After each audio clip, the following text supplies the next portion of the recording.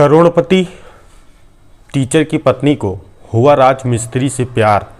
जब इसके बारे में उसके पति को पता चला, राजमिस्त्री और करोड़पति टीचर की पत्नी ने मिलकर अपने ही पति की कत्ल करवाया। कत्ल करवाने का ऐसा तरीका कि पहले पुलिस को भी यह एक सड़क हादसा लगा। जब 25 दिन के बाद इस मर्डर का खुलासा हुआ तो पुलिस के साथ साथ पूरे परिवार वाले हैरान और परेशान।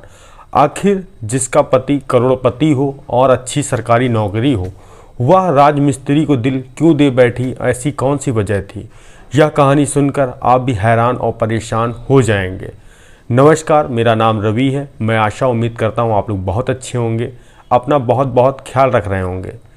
और आप लोगों से अनुरोध ये है कि जिन लोगों ने कल हमारे वीडियो पे कमेंट किया है, मैं उनका आज इस वीडियो में नाम जरूर लूँगा, क्योंकि आप लोग अंत तक जरूर सुने यह वीडियो। अगर आप लोग चैनल पे नए हो, सब्सक्राइब बेल आइकन जरूर दबाएं। आइए आज की सच्ची घटना यह कानपुर की है। कानपुर में एक इलाका है जिसका नाम है कोयला नगर। यहाँ पर एक करोड़पति व्यक्ति जो कि एक सरकारी टीचर, जिसकी उम्र 42 साल, जिसका नाम राजेश गौतम और पत्नी उर्मिला गौतम, जिनकी शादी 2012 में हुई थी और सब कुछ ठीक ठाक। तभी उनके दो बेटे होते हैं, जिसका एक का नाम था अक्षित और दूसरे का नाम था आर्थव। और कानपुर में रहकर उनकी पैतृक संपत्ति करोड़ों अरबों रुपए की थी। तभी 2021 में इन्होंने कोयला नगर में एक जो प्लाट खाली पड़ा था, उसके निर्माण के लिए एक ठेकेदार और एक राजमिस्त्री की तलाश की। तभी इनको पता लगा कि ठेकेदार जो घर बनाने वाला राजमिस्त्री है, जो कि रहने वाला है पुरानी सिवलरी रोड जगतपुरी में, राजमिस्त्री बहुत बढ़िया मकान बनाता है और बहुत बढ़िया नेचर है। उसका नाम था शैलेंद्र सोनकर। जब राजेश गौतम ने शैलेंद्र सोनकर से मुलाकात की, बताया कि मेरा एक प्लाट खाली पड़ा है, इसको बनाना है और पूरी जिम्मेदारी तुम्हारी है, क्योंकि मेरे पास इतना टाइम नहीं है मैं बैठकर वहाँ देख सकूँ, क्योंकि मैं सरकारी टीचर हूँ और सुबह से लेकर 2 या 3 बजे तक क्लास में रहता हूँ। उसके बाद मैं थक जाता हूँ, मैं घर चला जाता हूँ। शैलेंद्र जो सोनकर था, उसने भी हाँ ही भरी, बोला ठीक है साहब, मैं आपका घर और मकान बढ़िया बना दूँगा। अब यह मुलाकात थी, यह बात थी। उसके बाद काम जब वहाँ पे प्लाट पे चालू हुआ, होने के साथ साथ जब कभी पैसे लेन देन का मामला था, तो जो शैलेंद्र था सोनकर, वो राजेश गौतम के घर आता था पैसे लेने के लिए। जब पैसे लेने के लिए घर आता था तो राजेश गौतम उसको अपने घर पे बैठालते थे, जो कि राजमिस्त्री था। और जो उनकी वाइफ थी उर्मिला गौतम, वो चाय बना के देती थी, क्योंकि हम लोग कहते हैं कि कोई भी मेहमान आता है या कोई भी व्यक्ति आता है तो इंसानियत के अनुसार हम लोग पानी या चाय उसको पूछते हैं। तो उस पत्नी ने भी उसको, जो राजमिस्त्री था शैलेंद्र सोनकर, तो उसको चाय दिया। चाय देने के बाद दोनों एक दूसरे को देखते हैं, पहली बार देखते हैं और नज़रें मिलाते हैं। नज़रें मिलाने के बाद फिर वहाँ से चल देते हैं। चलने के साथ साथ कुछ दिन बाद फिर वह पेमेंट लेने आता है उसके घर, राजेश गौतम से फिर पैसा देता है। जो कि उर्मिला, जिसने बीएड की पढ़ाई की थी और काफ़ी देखने में खूबसूरत थी, जिसको देखकर शैलेंद्र सोनकर उसको दिल दे बैठा। दिल देने के साथ साथ दोनों एक दूसरे को दिल दे बैठे और प्यार हो गया। प्यार होने के साथ साथ अब 5 से 6 महीना के बीच दोनों ने मिलना जुलना भी चालू कर दिया। मिलने जुलने के साथ साथ जब कभी समय मिलता तो एक दूसरे के करीब भी हो जाते। यह बात अब राजेश गौतम को कहीं ना कहीं पता चल चुकी थी। जब राजेश गौतम को अपनी पत्नी के बारे में उस राजमिस्त्री के प्रति अफेयर की बात पता चली, तो उन्होंने इसका विरोध जताया और अपनी पत्नी को फटकारा। और जो शैलेंद्र सोनकर था उसको हिदायत दी और काम पर जो कर रहा था तो उसको बैठाल दिया गया और घर ना आने की नसीहत दी गई। अब यह बात उसकी पत्नी को खटकने लगी कि राजमिस्त्री जो घर आता, जिससे मैं मुलाकात करता हूँ, जो मेरा अच्छा दोस्त है, अब वो हमको मिलने क्यों नहीं दे रहे हैं? जिससे आए दिन राजेश की पत्नी और राजेश का आए दिन लड़ाई झगड़ा होता। लड़ाई झगड़ा होने के साथ साथ तभी उर्मिला ने सोचा क्यों ना अपने ही पति को रास्ते से हटा दिया जाए, जैसा कि मैं अपने प्रेमी से आराम से मिल सकूं। तभी उसने एक दिन खाना बनाया, खाने में जहर मिला दिया। जहर मिलाने के बाद जब राजेश गौतम ने खाना खाया तो उनके उल्टियाँ होने लगी। तभी घर वाले तुरंत आनन फानन में लेकर अस्पताल पहुंचते हैं। अस्पताल में जाने के बाद उनकी ज़िंदगी बच जाती है और उनको कुछ नहीं होता है, क्योंकि उनको इलाज सही समय पर मिल गया था। और डॉक्टर से जब पूछते हैं वजह तो फूड पॉइजनिंग की बताते हैं, जिससे कि उसकी पत्नी पर कोई शक नहीं जाता है। और फिर उसका पति घर लौट आता है। घर लौटने के साथ साथ फिर दोनों जब एक दूसरे से बात करते हैं फ़ोन पे, तो एक दिन पति राजेश गौतम फिर देखते हैं तो कहते हैं तुम सुधरोगी नहीं, तुम्हारे लिए कुछ करना पड़ेगा, और अगर तुमने इसी तरह रवैया अपनाया मैं तुम्हारे घर वालों को सब सच बता दूंगा कि 2 बेटों की माँ हो और प्लस तुम ऐसे आशिकी लड़ा रही हो, वो भी राजमिस्त्री जो मेरे वहाँ काम करता है और मैं उसका मालिक हूँ, तुमको शर्म नहीं आती है। तो उस उर्मिला को यह बात बहुत नागवार गुजरी। उसने फिर अपने प्रेमी को फ़ोन मिलाया जिसका नाम शैलेंद्र सोनकर था। उसने अपने प्रेमी से कहा अब बहुत ज़्यादा हो गया है, अब तुमको कुछ करना पड़ेगा, जो मेरे पति हैं हमारे और तुम्हारे बीच बहुत इंटरफेयर कर रहे हैं।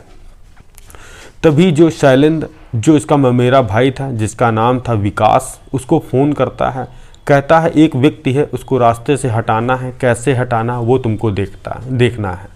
विकास जो उसका एक दोस्त रहता है सुमित, उसका दोनों को सहारा लेता है, कहता है इस काम के बदले 4 लाख रुपए चाहिए, जो विकास बोलता है शैलेंद्र से। शैलेंद्र फिर ये बात बताता है उर्मिला को। उर्मिला 4 लाख का बंदोबस्त करती है, जो कि अपने ही मौत की सुपारी देने के लिए, सोचिए आप, जो पत्नी अपने ही मौत की सुपारी देने के लिए 4 लाख वो खुद दे, वो औरत आगे क्या कर सकती है, आप भी यह जानकर हैरान हो जाएंगे। अब 4 लाख रुपए में डील होती है जो पत्नी की, मर्डर मिस्ट्री की। और अब जो शैलेंद्र सोनकर होते हैं और जो उर्मिला होती है, तो ये लोग डिसाइड करते हैं कि इसके पति राजेश गौतम को कैसे मारा जाए और किसी को कोई शक ना हो। तभी एक डेट रखी जाती है 4 नवंबर 2023, जो कि राजेश गौतम का शेड्यूल था सुबह के 5:30 घर से निकलना, मॉर्निंग वॉक करना। और वो जगह थी मॉर्निंग वॉक की स्वर्ण जयंती विहार कॉलोनी, जहाँ पे सन्नाटा था, हरा भरा इलाका था, जहाँ पे सभी लोग मॉर्निंग वॉक के लिए टहलने आते थे। जो शैलेंद्र था, शैलेंद्र और विकास और सुमित, शैलेंद्र और सुमित एक गाड़ी इको लेते हैं। लेने के साथ साथ अब उस जो राजेश गौतम की रैकी करते हैं, और एक दूसरी गाड़ी में विकास बैठा था, जो कि उस गाड़ी से महज 1 या 2 किलोमीटर के डिफरेंस में था। देखते हैं उधर से राजेश गौतम टहलते हुए आ रहे हैं। जो गाड़ी में बैठा विकास और शैलेंद्र, अब वो गाड़ी लेके जाता है, उन्हीं के ऊपर चढ़ा देता है। चढ़ाने के बाद घटना स्थल पे ही राजेश गौतम दम तोड़ देते हैं। जैसे ही उनको आनन फानन में अस्पताल लेके भागा जाता है, डॉक्टर उनको मृत घोषित कर देते हैं। जब यह बात परिवार वालों को बताई जाती है, परिवार वालों में भी दुख का पहाड़ टूट जाता है। सब हैरान हो जाते हैं कि ऐसा अच्छा व्यक्ति जिसकी किसी से कोई लड़ाई न कोई झगड़ा, आखिर ऐसा कौन कर सकता है। पुलिस वाले भी इस हादसे को सड़क हादसा मानते हैं और ढीला ढाली केस करके अपना काम किया करते हैं। तभी जो इसकी वाइफ जो उर्मिला से पूछताछ होती है, कहते हैं आपको किसी पर अगर शक हो तो बताइए। तो वो भी कहती है कि बहुत सज्जन आदमी थे, किसी से न लड़ाई थी न झगड़ा थी। तो पुलिस वाले अब मान चुके थे यह सड़क हादसा है और इसमें कुछ नहीं है।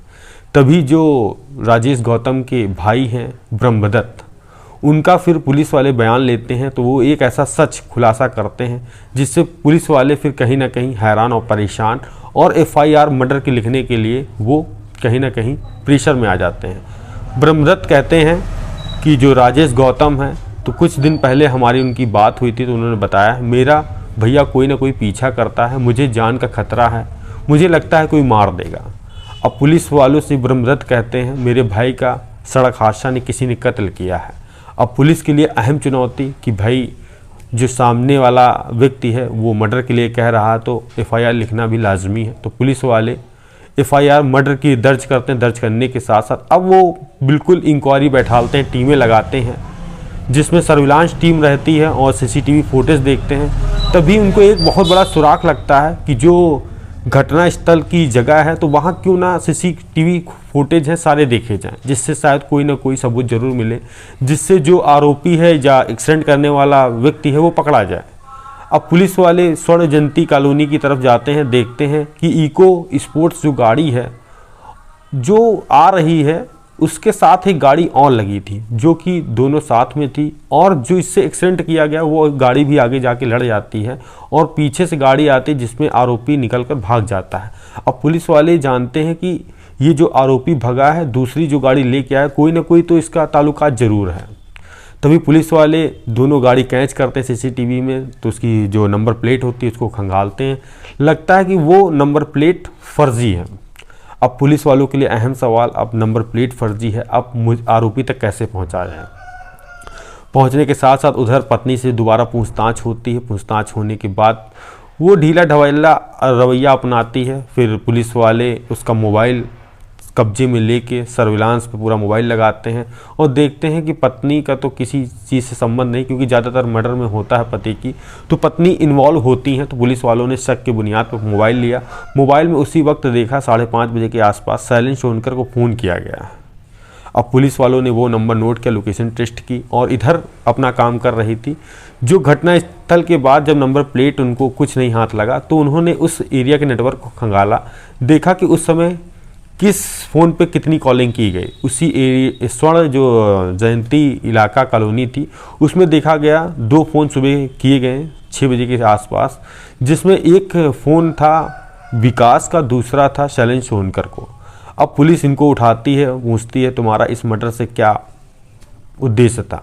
तो कहता है पहले तो हामी नहीं भरता है, जब पुलिस वाले कड़ाई से पूछताछ करते हैं कहता है फिर जो करोड़पति टीचर था इसकी पत्नी से मेरे अवैध संबंध थे और इसकी जानकारी इनको हो गई थी, तो हमने और जो मेरी प्रेमिका उर्मिला है हम लोगों ने 6 महीने पहले प्लान बनाया था क्यों ना इसके पति को रास्ते से हटा दिया जाए, जो 45 करोड़ की संपत्ति और 3 करोड़ की LIC जो है वो भी हम लोगों को मिल जाए, जिससे हम लोग कहीं जाकर अपनी ज़िंदगी बसा लें।